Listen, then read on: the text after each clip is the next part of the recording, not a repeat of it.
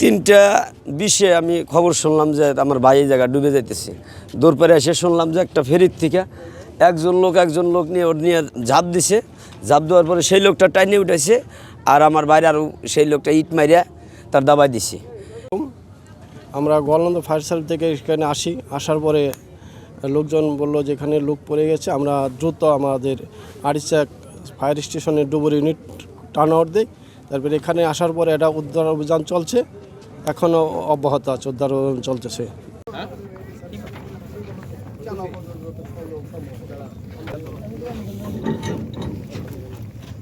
কাছে